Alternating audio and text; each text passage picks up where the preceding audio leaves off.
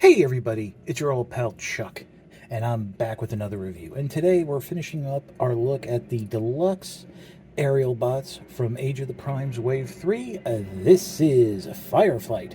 And yeah, a lot to say about this one.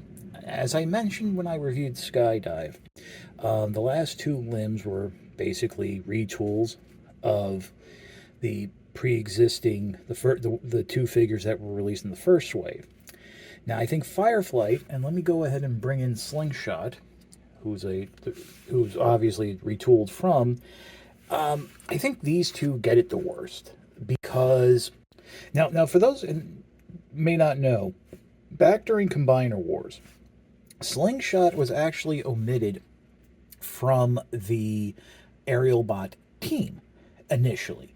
It was replaced by a new character named Alpha Bravo that was a helicopter. Now, at the time, Hasbro said that this was because they needed to avoid having three similar looking robot vehicle modes on the shelf at the same time. With time comes reflection, and what I believe, and I think it really is the truth, they wanted to get three uses out of the helicopter mold instead of just two, because obviously Alpha Bravo was used for Protectabot Blades and Combaticon Vortex. Slingshot was and then the other thing is, by not including Slingshot, they were able to give Amazon an exclusive by just repainting the Combiner Wars Fireflight into Slingshot, and it was sold as an Amazon exclusive. So there was absolutely no retooling done there. I don't even think it got a new head. I don't. It's over 10 years, so I really don't remember. And I think it was also included with not the Stunticon Wild Rider, because obviously that was replaced with the truck and whatever. So basically, if you go ahead and look at the animation art designs for these figures, Fireflight has a very different look. The wings should be up higher. The detailing on the body is fairly accurate, whereas Slingshot, this is perfect. But when you get into vehicle mode, you'll notice that while they're both fairly similar, Fireflight ends up with the better vehicle mode. Now, if we just take a look here, besides the heads, there's a new chest piece here, upper chest piece, because basically from this section down where my thumb is, that's all the same. The only difference is how the details are picked out using paint. And if you come around the back here, the wings are different, so that is a nice touch. You do have some different sculpting to the wings. And also the nose cones are different, which does help break up the look. But personally, I think these two should have been there. Basically, as I said before, when you have a unique character, they should have their own mold, not a retool of somebody else. And I think, unfortunately, again, Fireflight, Slingshot, they're suffering. So there's that. By the way, and as I was looking through to look up and form a playlist of just the Age of the Prime aerial bots, I came across my old review, and man, were those figures very different looking.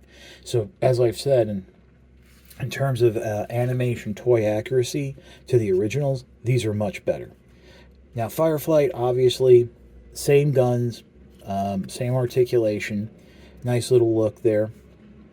I mean, these are good figures. Like I said, the aerial bots, the deluxe aerial bots, and even superior Silverbolt, without the extra pack, these by and large are good updates to the Combiner Wars.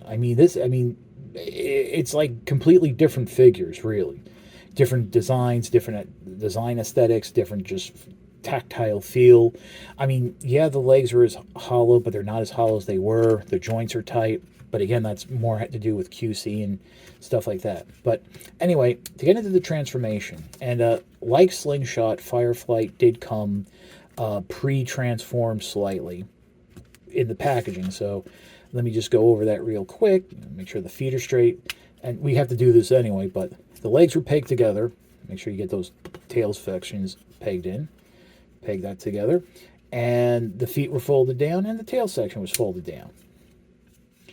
So you can actually do it that way too. What you want to do now is rotate the head around.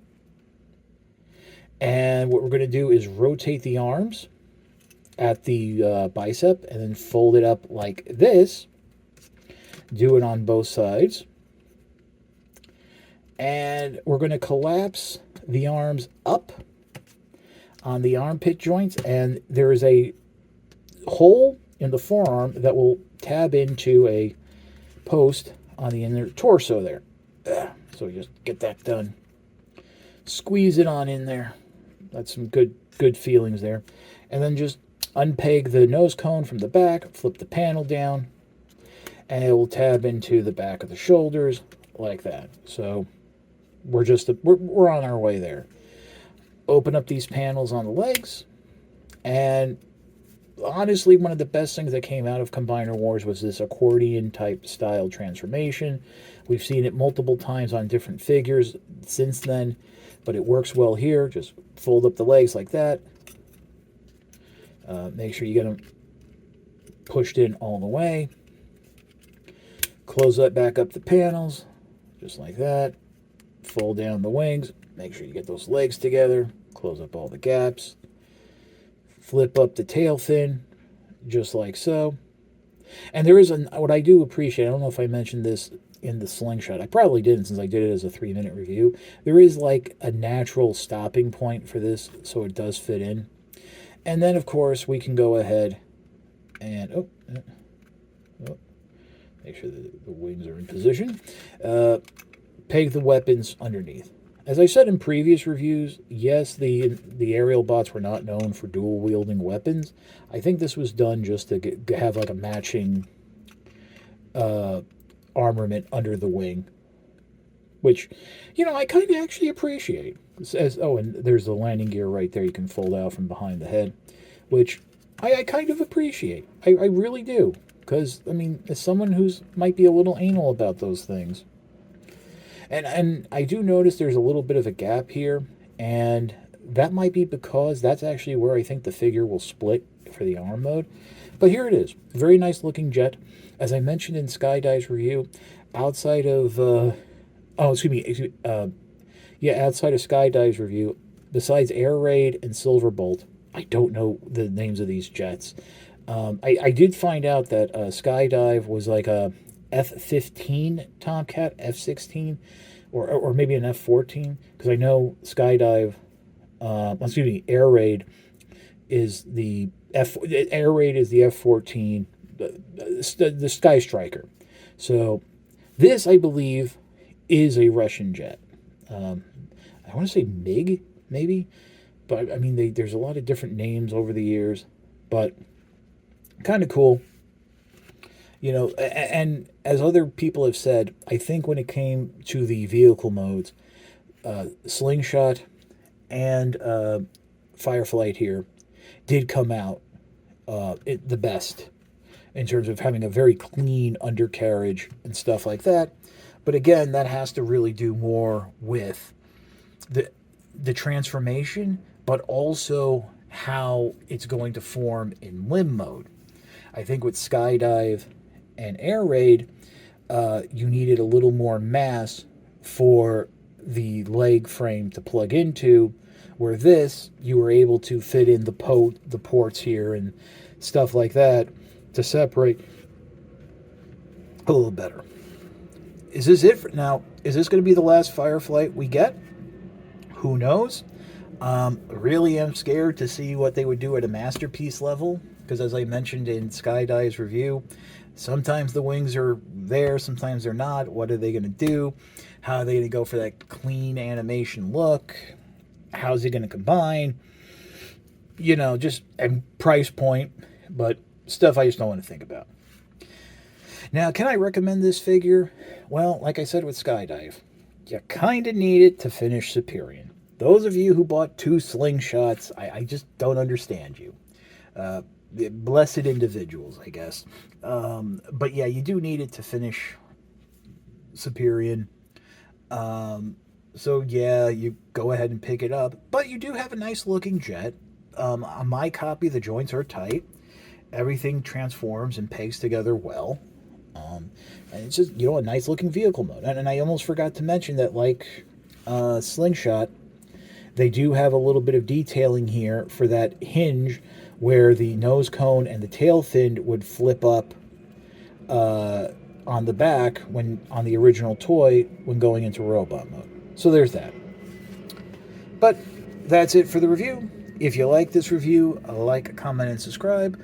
Well, I will always appreciate the views, the likes, comments, and subscriptions. It helps communicate to YouTube through the algorithm that my channel should be exalted and held upon high. I have a Patreon, www.patreon.com/ChuckDog1999.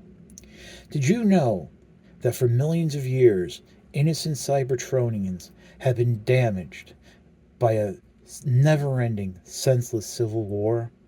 But you can help.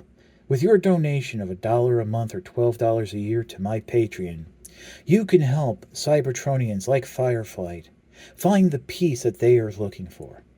Won't you give today? In the arms of a hero. Okay, I'm singing, so it's time to click that off. But that's about it. Once again, this is your old pal Chuck reminding you to play with your toys. It's more fun that way. Like, comment, and subscribe. For Fireflight, we will see you next time.